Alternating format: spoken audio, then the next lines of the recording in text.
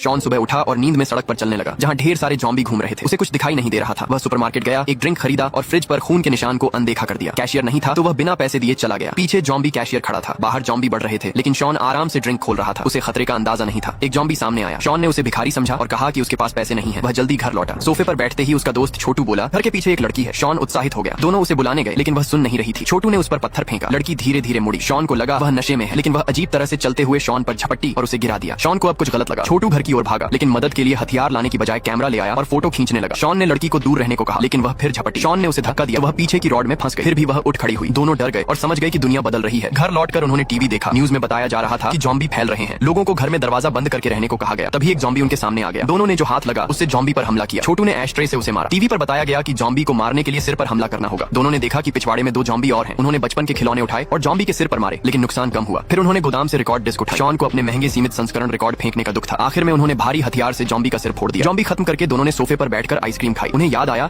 कि उनका रूममेट ऊपर है और उसने दिन भर जवाब नहीं दिया। शॉन ने उसे बुलाया लेकिन कोई जवाब नहीं आया। ऊपर जाकर देखा तो वह जॉम्बी बन चुका था। शॉन डर गया और दरवाजा बंद कर लिया। उसने अपनी माँ को फोन किया। माँ ठीक थी लेकिन सौतेले पिता को जॉम्बी ने काट लिया था। यह सुनकर शॉन खुश हुआ। उन्होंने योजना बनाई, पहले माँ के घर जाएंगे, सौतेले पिता को खत्म करेंगे, फिर पूर्व प्रेमिका को लेकर बार में छिपेंगे। दोनों रूममेट की गाड़ी लेकर जॉम्बी से भरी सड़कों से निकले। माँ के घर पहुंचकर छोटू डर गया। शॉन अकेले गया। उसने माँ को बहाने से बाहर भेजा और सौतेले पिता को मारने की सोची लेकिन सौतेला पिता अभी जॉम्बी नहीं बना था। योजना बदलनी पड़ी। शॉन उसे साथ ले गया। बाहर निकलते ही सौतेले पिता को फिर जॉम्बी ने काट लिया। इस बार उसकी मुख्य नस कट गई। शॉन ने उसे साथ लिया और पूर्व प्रेमिका के घर गया। उसने छोटू को कहा कि अगर मुश्किल हो तो गाड़ी आगे बढ़ाए। शॉन ने जॉम्बी से लड़ते हुए प्रेमिका के घर पहुंचा। दरवाजा खटखटाया लेकिन कोई जवाब नहीं आया। उसने खिड़की से घुसने की कोशिश की। वहाँ प्रेमिका का नया बॉयफ्रेंड भी था। वह नहीं जाना चाहता था लेकिन प्रेमिका ने शॉन के साथ जाने का फैसला किया। शॉन ने सबको जॉम्बी से भरे पिछवाड़े से निकाला और सौतेले पिता की ट्रक में बैठाया लेकिन सौतेला पिता जॉम्बी बन गया। सबने ट्रक छोड़ दिया और भागे। जॉम्बी ने उन्हें घेर लिया। रास्ते में पुराना दोस्त मिला। सबने एक दूसरे को शुभकामनाएं दी और अलग हो गए। शॉन और बाकी बार की ओर बढ़े। बार के पास ढेर सारे जॉम्बी थे। उन्होंने जॉम्बी की तरह चलना शुरू किया कि पकड़े न जाए। जॉम्बी ने उन्हें अपना समझा। वे बार के दरवाजे तक पहुंचे। शॉन ने दरवाजा खटखटाया। तभी छोटू का फोन बजा। वह बेफिक्र होकर फोन पर बात करने लगा। शॉन ने गुस्से में उसका फोन छीन लिया और डांटा लेकिन तब तक जॉम्बी पास आ गए। प्रेमिका के बॉयफ्रेंड ने कचरे के डिब्बे से शीशा तोड़ा ताकि खिड़की से अंदर जाए लेकिन इससे जॉम्बी भी अंदर आ सकते थे। शॉन ने जॉम्बी को दूसरी ओर खींचा ताकि बाकी लोग बार में घुस सके। रात हो गई। सब टेबल पर बैठे समझ नहीं रहा था कि क्या करें। छोटू ने बोरियत में गेम मशीन चालू की। शॉन और प्रेमिका ने तुरंत प्लग निकाल दिया लेकिन जॉम्बी सतर्क हो गए। अब सबको चुप रहना था। तभी बार का मालिक जो जॉम्बी बन चुका था सामने आया। शॉन, छोटू और प्रेमिका ने उस पर हमला किया। शॉन ने उसे बिजली के बॉक्स में धकेलकर खत्म किया। प्रेमिका के बॉयफ्रेंड ने बंदूक उठाई और कहा कि माँ को तुरंत मारना होगा वरना वह जॉम्बी बन जाएगी। तभी माँ जॉम्बी बन गई। शॉन ने दुखी मन से उसे मार दिया। बॉयफ्रेंड ने कहा कि यहाँ रुकना खतरनाक है। वह बाहर निकला लेकिन जॉम्बी ने शीशा तोड़कर उसे खींच लिया। प्रेमिका ने उसे बचाने के लिए दरवाजा खोला लेकिन इससे छोटू को भी जॉम्बी ने काट लिया। शॉन ने कॉकटेल से आग की दीवार बनाई और जॉम्बी को रोका। वह और प्रेमिका बेसमेंट में भागे। जॉम्बी पीछे आ गए। छोटू ने कहा कि वह पीछे रुकेगा ताकि शॉन और प्रेमिका भाग सके। दोनों जमीन पर आए लेकिन चारों तरफ जॉम्बी थे। वे आखिरी बार लड़ने को तैयार थे। तभी एक तेज रोशनी आई। सेना के लोग थे। उन्होंने जॉम्बी मार दी। शॉन